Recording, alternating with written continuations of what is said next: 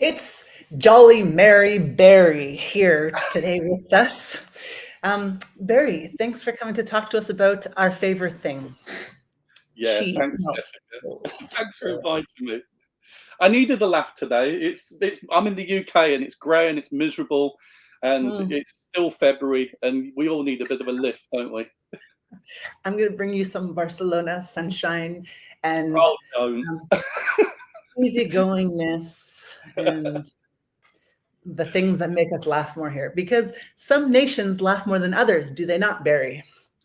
Um, I imagine they do. I know that I know they do a happiness survey every year where they kind of measure people's happiness on various different metrics. It doesn't cover everything. It doesn't kind of weave in that certain cultures have kind of more family orientated, so the social interactions.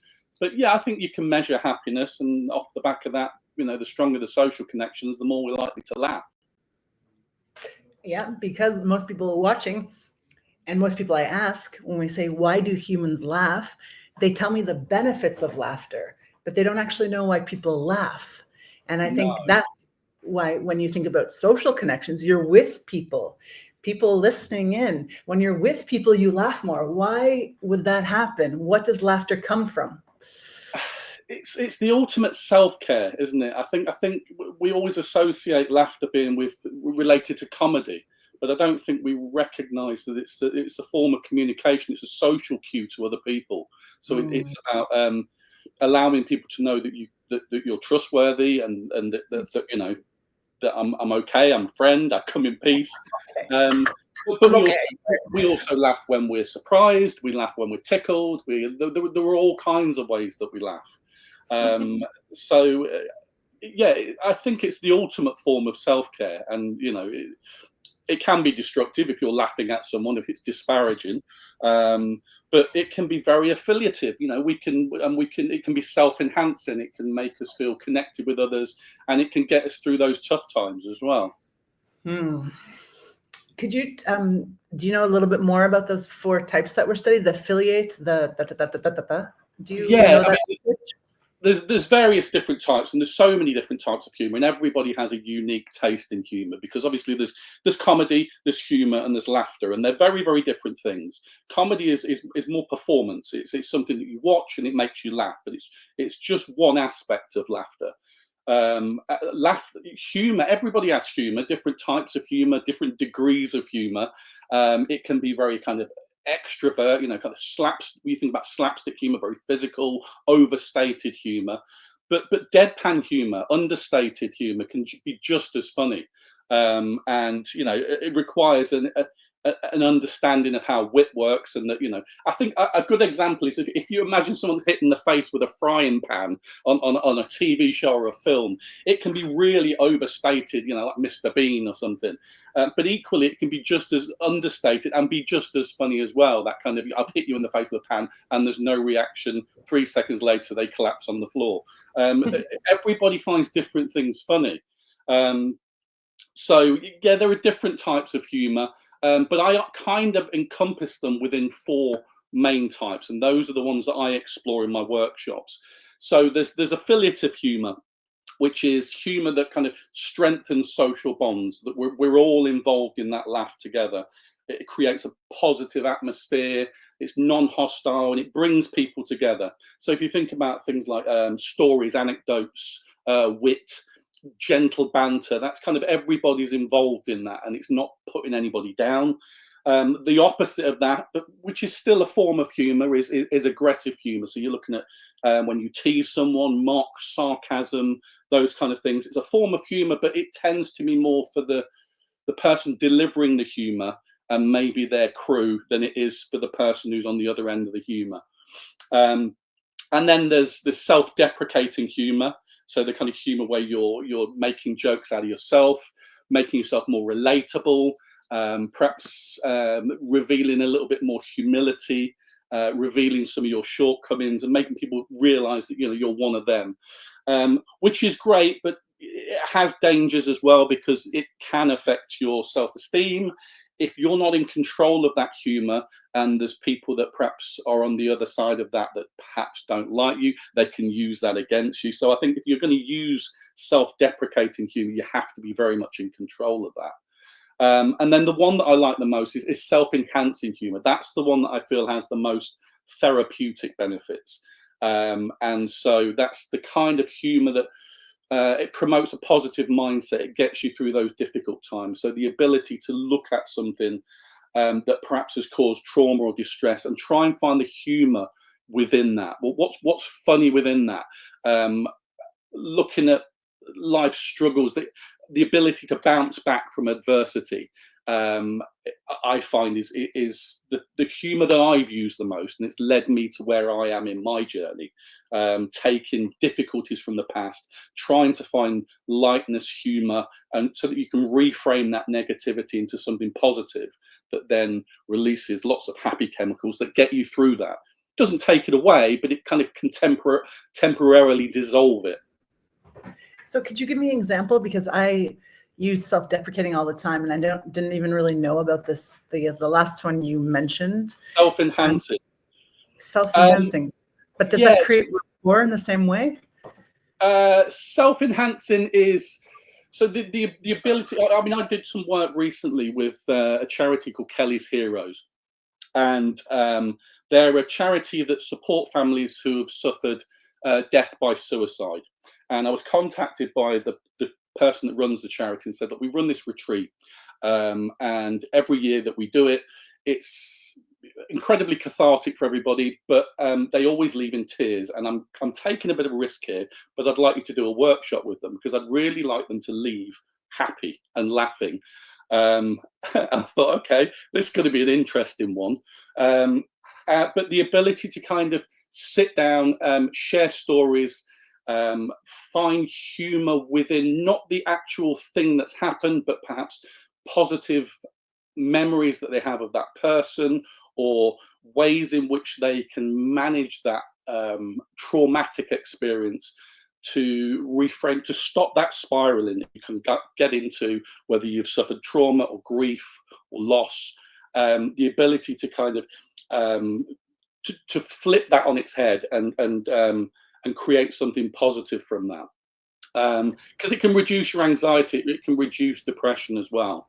Because, anybody that kind of studies stress and the benefits of laughter will know that when you wake up in the morning, you're riddled with cortisol and adrenaline. It's natural, we need it, it helps with our digestive system, and adrenaline gives us that fight and flight to get up and get going in the morning. But too much, when you produce too much of that, it creates the distress. There's distress and eustress. Too much of it creates distress, and through our central nervous system, we suddenly become tense, achy, our immune system's affected, and all of that kind of happens from creating too much of that cortisol.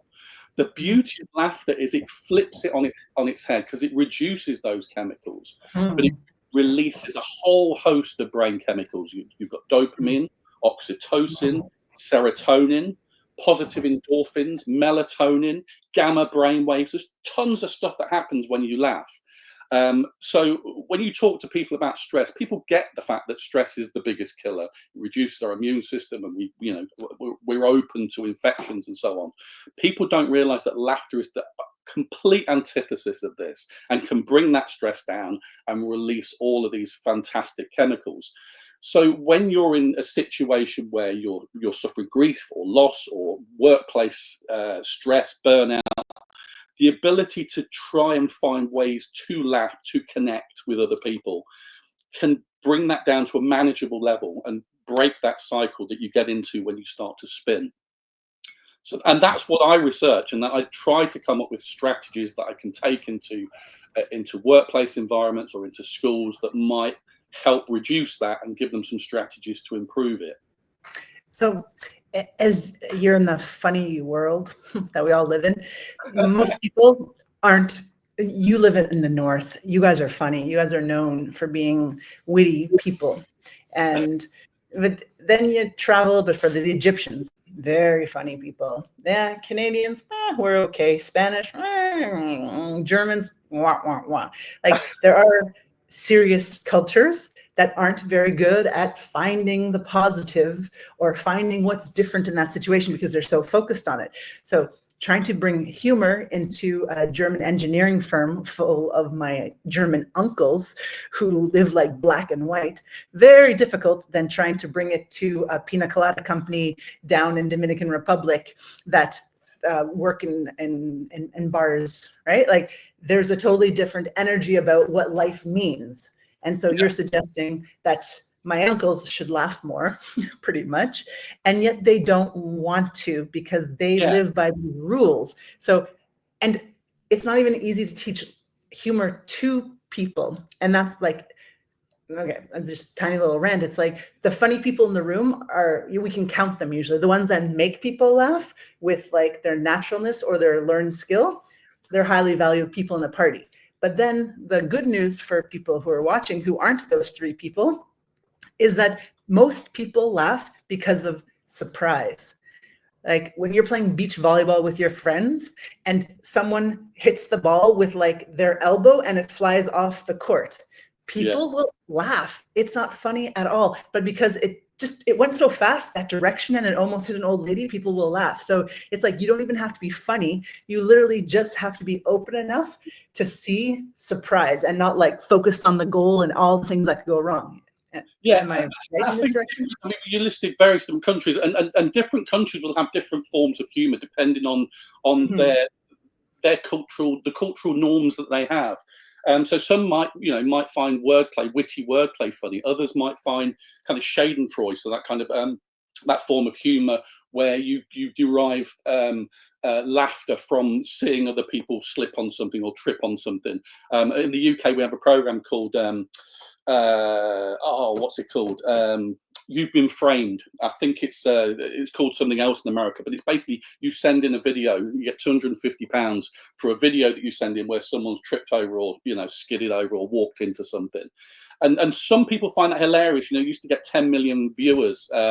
I find it really difficult. It just doesn't tap into my humour style at all. I wince when I see a kid fall off a swing. Other people find that hilarious. So I think I'd push the kid for $250. Say it. I'd push the kid for $250 and laugh as he falls. Yeah, kind of because we all have different styles of different tastes in humour, and I think understanding your taste in humour and what the triggers are, what triggers your humour, is something I try to explore in my workshops. Because if I stood there and did 10 minutes of stand-up, apart from the fact that I'm shit at it, I think you'd probably find that it would land with some people but wouldn't land with others. You can go to a comedy club and you can watch someone and you'll have half the crowd will be laughing, others will be heckling, others will walk out because we've all got different tastes. And I think when it comes to a workplace environment, we use the example of a German engineering firm. If within that culture, the idea that you should be focused, you should be working, that anything involving laughter or social interaction is frowned upon because that's in some way procrastinating and you're not serious, you're not getting on, then they're missing the point, because actually the most productive companies around are ones which value laughter, social connection, a workplace that's happy. So a term I use a lot, I heard it from, I think it was Bernie Warren in a book that he wrote, a word called neuroarchitecture. And it's that idea of how the internal architecture of a building can make you feel.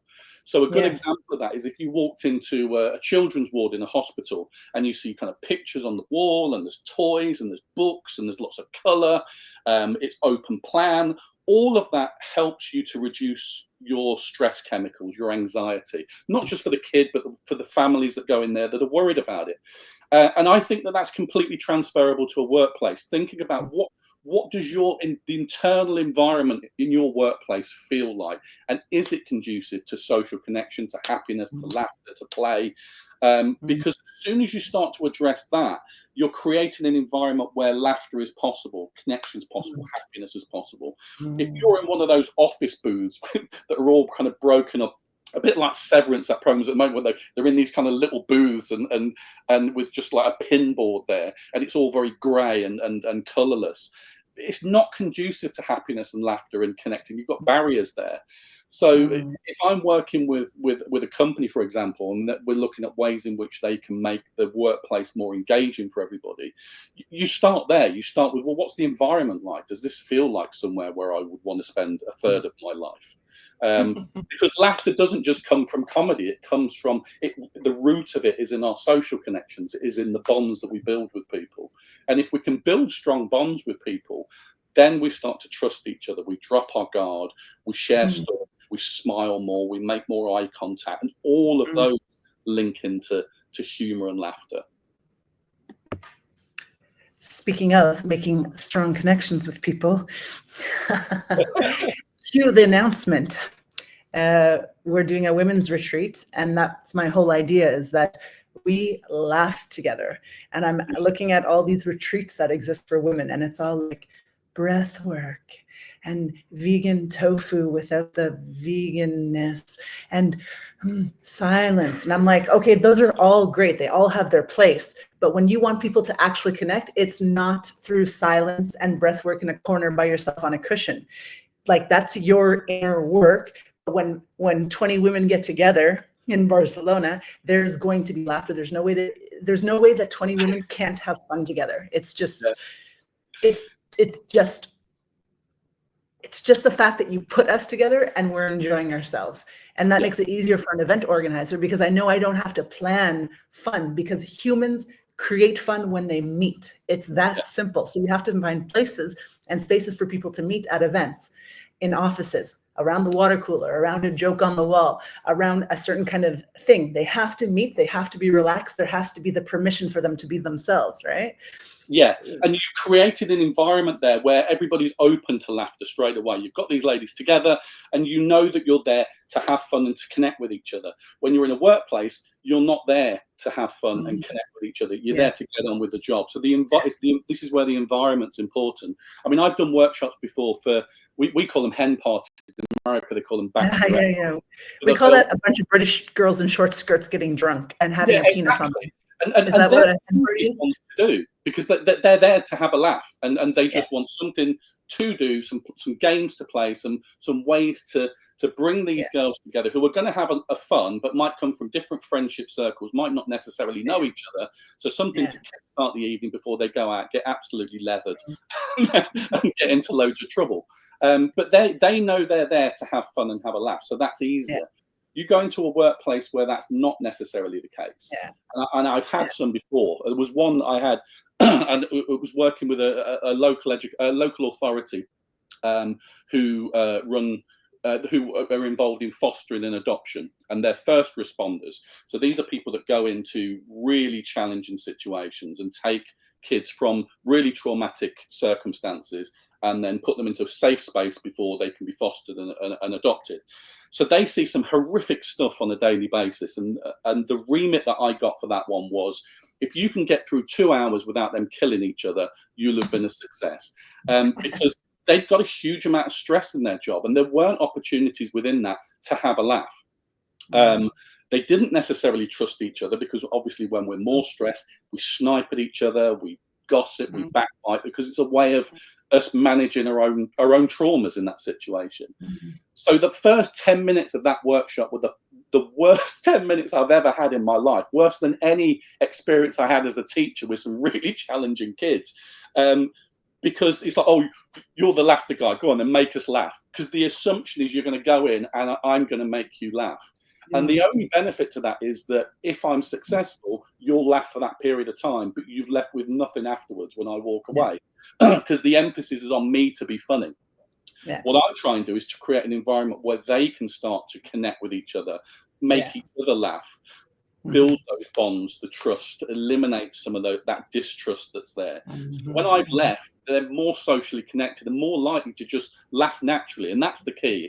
It's natural laughter rather than that element of forced laughter. And there's science there to show that, fake it to make it, that, if you involved in fake feigned laughter. Your brain can't tell the difference. You can hear fake laughter and you know it's fake. But when you're fake laughing, the chemical changes happen in the brain. And there's a science to that. But when you're with other people, the important thing is building those social connections and creating opportunities for natural laughter. Because if everybody's just walking around going, ha, ha, ha, ha, you're benefiting yourself, but everybody else thinks you're a complete weirdo. So, so it's how you do that.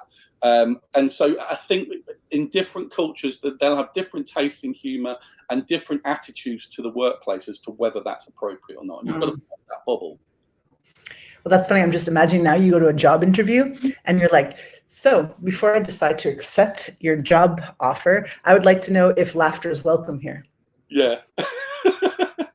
Because no, it's not welcome in churches. Like we all know you're not allowed to laugh in churches, in libraries, in operating rooms, like in economic forums. You're not allowed to. It just doesn't fit there. I find it really hard not to laugh at a funeral. And that sounds awful to say. But it's that thing of, this is how close laughter and stress can be. You can laugh and you can cry. They're both forms of pressure relief, decompression. And so when I'm in a really stressful environment like a funeral, it just needs a creaky chair or a fart or something to happen. And I'm in bits and I have to leave. So, and it's again, it's a self-care thing. It's my way of dealing with that awkward situation. And it doesn't matter whether it's, even when I lost my mother or auntie or uncle, we find ways of making that funny. I mean, I remember going up to the casket and whispering in their ear, say, I hope you've got clean knickers on, because it's just my way of dealing with that. And I know the person well enough to know that they would have found that funny. Everybody in the room wouldn't have found it funny necessarily, but it's understanding that it's just a way of decompressing. It's interesting. It's like we use it for our benefit. It's self-care. And I never realized it was self-care. I just thought I love laughing, but it's probably how I deal with stress because I don't smoke and I don't drink. I eat a lot of cookies, but like it's either cookies or laughter. And I'm constantly seeking laughter. And I never thought that I'm using it as stress relief. I just thought, oh, I'm a happy person. I like to laugh, but I'm probably self-medicating. And do you find yourself using self-deprecating humour? So making jokes out of yourself, your appearance, quirks and so on. Because that was something I used to do a lot. I'm kind of overweight and bearded. I'm a bit disheveled. And the preconception was that I was a guy who watches the rugby, drinks lots of lager, a bit of a Jack the Lad, and I am none of those things. So I used to play on that a little bit, and I'd make jokes out of that, which, as I say, is fine whilst you're in control of that humour. But it made me realise that I'm doing this just to deal with my own trauma, but also to kind of get that joke in before anybody else can laugh at me, because I know that I'm in a vulnerable position, and I can kind of make that joke before anybody else does. No one's going to hurt me more. And so what I try to do, and there's a value to that. There is a value to that humour, and anything that kind of helps you therapeutically has a benefit. When I'm doing a workshop, I focus purely on affiliative and self-enhancing stuff that we can all be part of and is going to uplift us, because those two have their place, but not if you're dealing with a stressful workplace or dealing with people that are suffering grief or trauma or whatever. But yeah, I used to use that a lot because my background's incredibly polemic anyway, so I kind of had all kinds of trauma in my background, and realised. And it's the reason that I do this is that I found it the thing that keeps my equilibrium. It keeps me on a level. And I hadn't realised it until I had a massive burnout when I left education. I mean, quite a spectacular breakdown. And it kind of, when you kind of left that and thought, well, I can't go back and do that job anymore. It just killed me. It's like, well, what do I do now? So there's this thing that I researched called Ikigai, a Japanese philosophy, and it basically translates as your life's purpose. It's a bit like raison d'etre that the French have, and so it's understanding, what you're good at, what you can make money from, what can help other people, and what your passions are. And if you think of it as a Venn diagram, your Ikigai sits right in the middle. So I knew I was a teacher. I knew that that mental health is a problem, and other people need help with that. I knew that I could probably make money from education and exploring mental health and so on. But my passion was laughter and humour. My degree was in the history of comedy. So, and I love that kind of stuff. You know, I've researched it at length, right the way back from ancient Greek humour, right the way through to the present. So I know it inside out, and realizing that humor has always been my way of self-medicating. I thought, okay, well, those four things kind of link together. So taking that into places that are stressful, rather than on a one-to-one like most therapists work, and then helping people manage their stress levels so they don't get to burnout or breakdown point. Using some of my educational experience and the strategies I used in the classroom, and the research that I've done, that's kind of where it comes together, and that's my ikigai. Because it's always been so icky, guy. I love you're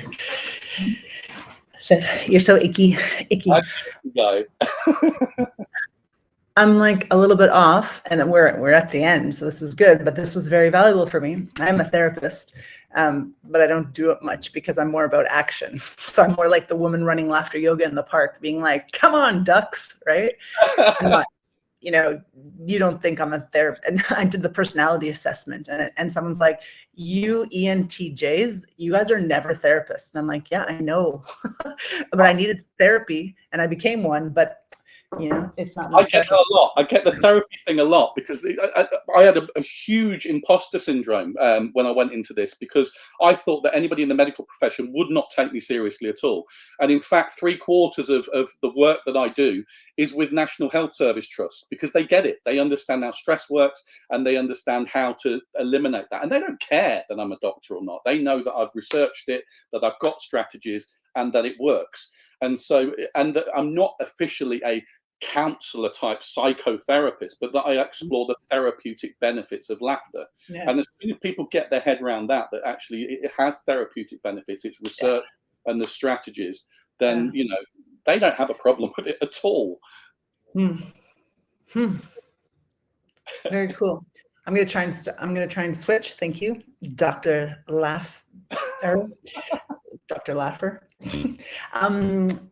Switching from self-deprecating as self-medicating, hurting myself before other people can hurt me, to one that we all benefit from. And that's like a big jump for me, because I didn't realize I was doing that. I thought that was the only choice. So I look forward to, well, following you around town on LinkedIn and hearing more about that. Thank you. And I will join you in the humor as well. When you add it, I'll affiliate with it. Okay, so I'm trying to do affiliate. ChatGPT, how can I go from self-deprecating to affiliate while still making myself look pathetic and giving my excuse to eat lots of cookies because I have a victim mentality? Huh? Take that, ChatGPT. See what they say. See how good it works.